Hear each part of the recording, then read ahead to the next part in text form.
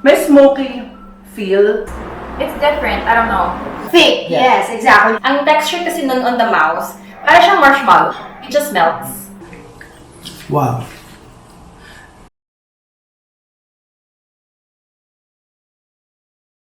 Hi guys, I'm John. And I'm Ron. And this is J1 TV.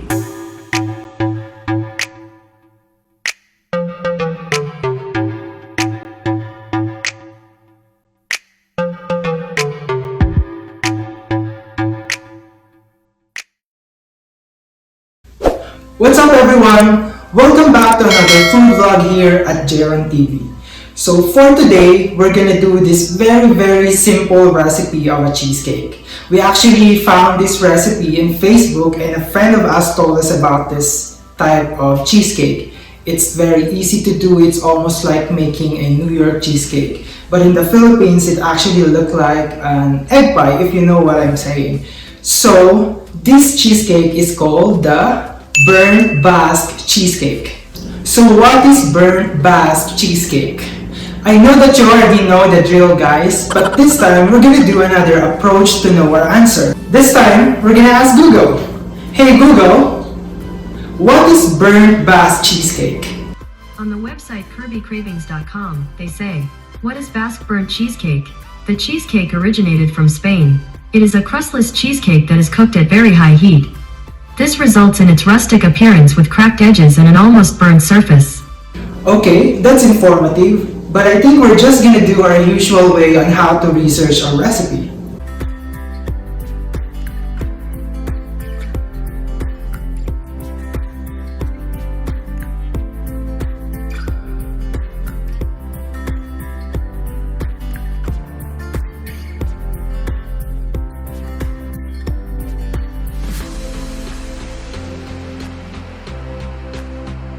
So now that we know what a Basque burnt cheesecake is, let's start baking! So for this recipe, we need melted butter. We also need 2 pounds of cream cheese, 7 medium eggs,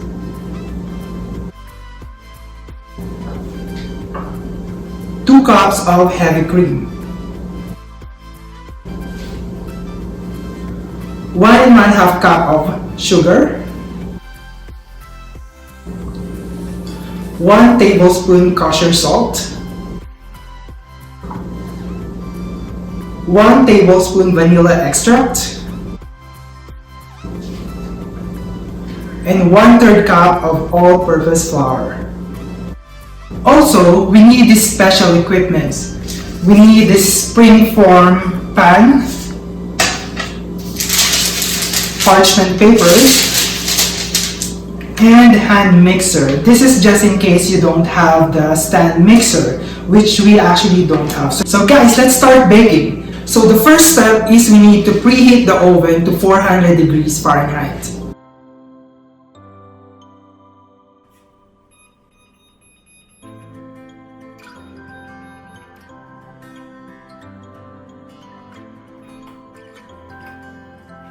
While waiting for the oven, we can now butter this pan and put our parchment paper.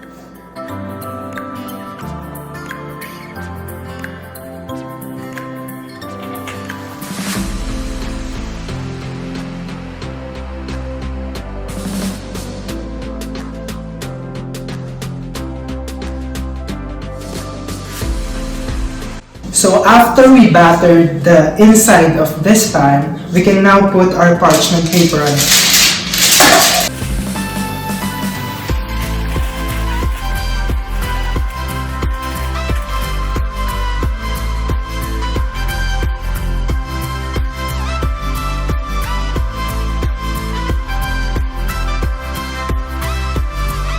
So our next step is to mix our 2 pounds cream cheese. Just make sure guys that it is on room temperature so it'll be easy for you to mix this all together.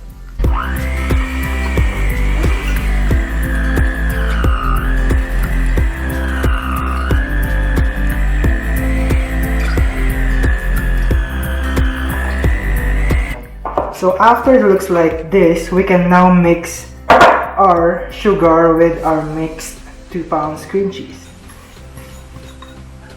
See, that's a lot of sugar there.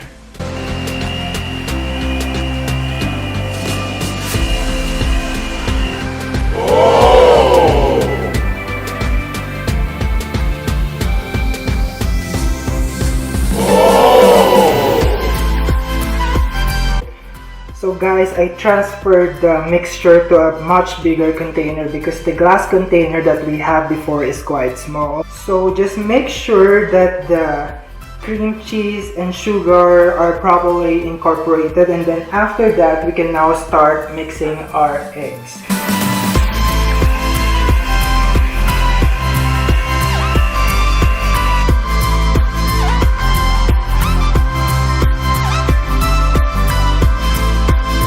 We can now put our heavy cream.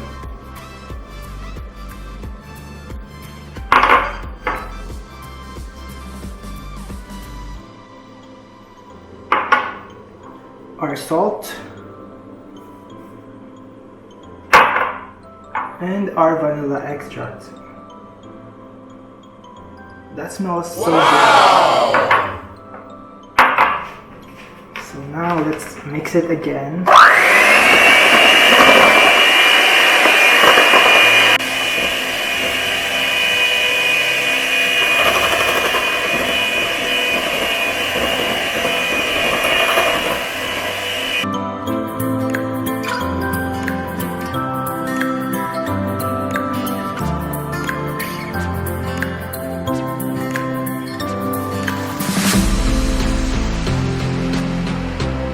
So now we can pour our mixture to our pan with parchment paper.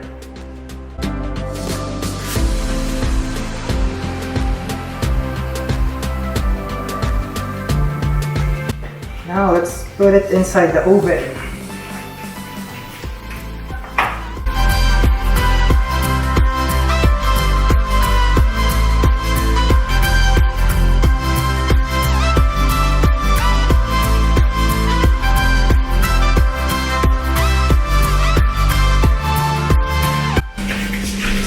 And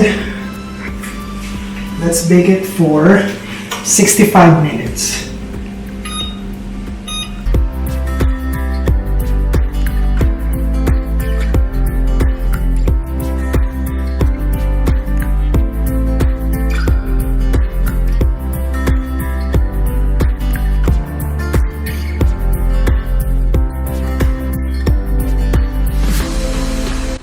So after 65 minutes of baking, we now have our Basque burnt cheesecake.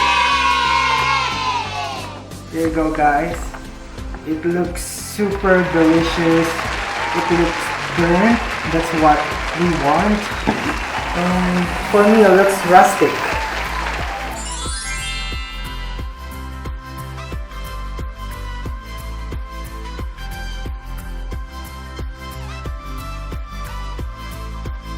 Now, it's time for taste test!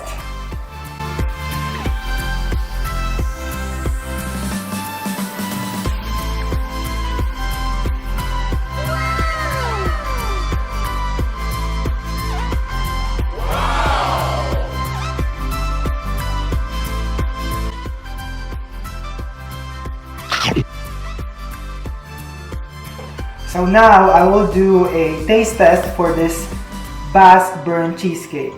Okay, let's start with the appearance, guys. So I'm just gonna remove this mint leaves first. So the appearance, it looks really burnt from the outside. It looks crunchy or crisp from the outside, but in the inside, look at that, it's so jiggly. That is actually what we want.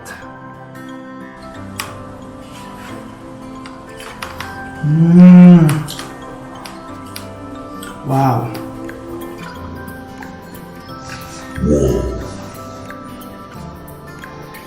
I really tasted that it's burnt. I mean that bitter-sweet taste of the outside of the cheesecake. And then the inside, it tastes really good. I don't know, it reminds me of egg pie na nilagyan ng maraming cheese. This one is an approved flavor for me. It really tastes good. Sige, try natin. Ano ba ganyan? Sarap. At saka ano, it's not as sweet. And parang siyang combination ng cheesecake and cake. May smoky feel because it's a little burnt. So yung parang yung parang grilled na I don't know, taste. It's good. So, how many spoons? This is my first time to try and I like it. So, 5 spoons. Yay!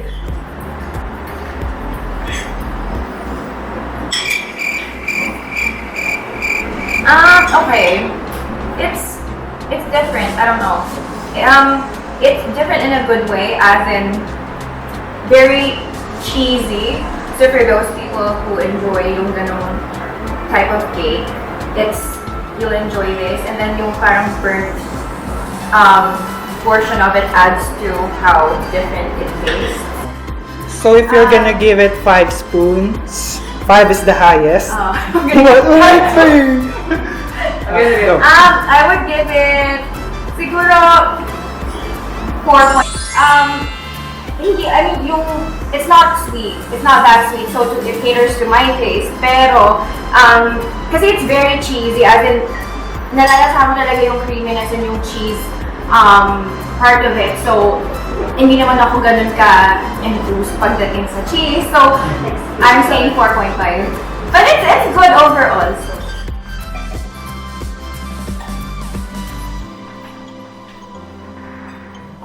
It's moist. I like it. It's not too sweet. It's, what do you call it? Super packed. Like a proper cheesecake. Thick siya. Thick, Yeah. yes, exactly. Just really good. And it's really, really tasty. Like it. Can I give a score? 4.5. Why?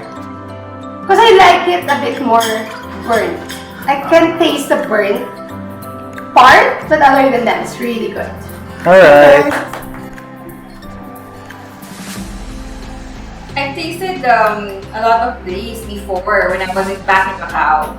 So I was kind of like recalling kung ano yung texture niya sa bibig. And it's exactly the same.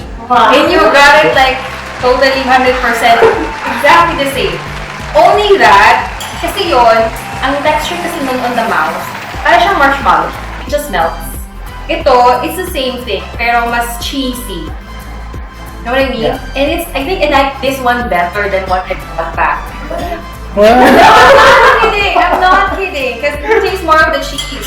okay. And like, yeah, so it's good. If I would rate it 4. Wow. It's perfect. It's perfect. Yeah. Wow. Can you repeat that? That ends our video, guys. So if you enjoyed this video, please like and share. And if you haven't subscribed to our channel yet, hit the subscribe button. And don't forget to click the notification bell so you'll be updated on our future vlogs. Bye!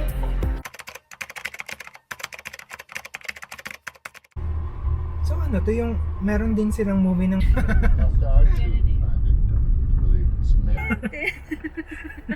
Have it your way.